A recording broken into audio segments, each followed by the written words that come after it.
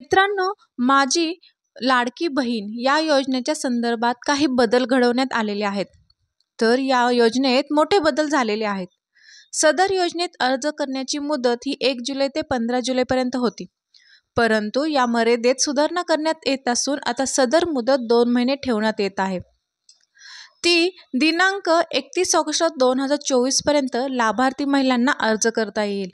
तसेच 31 ऑगस्ट 2024 पर्यंत अर्ज करण्यात आलेल्या लाभार्थी महिलांना 1 जुलै 2024 पासून दरमहा 1,500 आर्थिक लाभ देण्यात येणार आहे.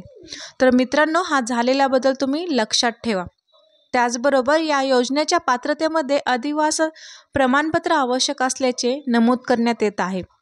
आता लाभार्थी महिलेकडे अधिवास प्रमाणपत्र उपलब्ध नसेल तर त्याऐवजी 15 वर्षापूर्वीचे रेशन कार्ड, मतदान ओळखपत्र, शाळा सोडल्याचे प्रमाणपत्र, जन्मदाखला या 4 पैकी कोणतेही ओळखपत्र ग्राह्य धरण्यात येणार आहे. तर समजलं का मित्रांनो? तर या अगोदर जर आदिवासी प्रमाणपत्र आपल्याला सांगितले होते की आवश्यक आहे, परंतु ते जर नसेल तर लाभार्थ्याने रेशन कार्ड, मतदार ओळखपत्र, शाळा सोडल्याचे प्रमाणपत्र आणि जन्मदाखला ही ग्राह्य धरण्यात येत आहे. त्याचबरोबर या योजनेतून 5 एकर शेतीची अट ही वगळण्यात आली आहे. सदर योजनेत लाभार्थी महिलांचा वयोगट 21 ते 60 वर्ष वयोगट ऐवजी 21 ते 65 वर्ष वयोगट करण्यात येत आहे. त्याचबरोबर परराज्यात जन्म झालेल्या महिलांनी महाराष्ट्रातील अधिवास असणाऱ्या पुरुषाबरोबर विवाह केला असेल तर अशा बाबतीत त्यांच्या पतीचे जन्मदाखला, शाळा सोडल्याचे प्रमाणपत्र, अधिवास प्रमाणपत्र ग्राह्य धरण्यात येईल.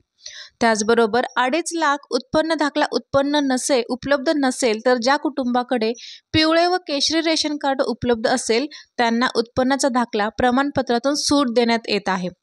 त्यानंतर सदर योजनेत कुटुंबातील एका पात्र अविवाहित महिलेला सुद्धा या योजनेचा लाभ देण्यात येणार आहे. तर मित्रांनो, एवढे सारे बदल झालेले आहेत या योजनेमध्ये. तर तुम्हाला ही माहिती आवडली असेल तर व्हिडिओला नक्कीच लाईक करा आणि अशी अजून नवीन माहिती पाहण्यासाठी माझ्या चॅनलला सबस्क्राईबही करा.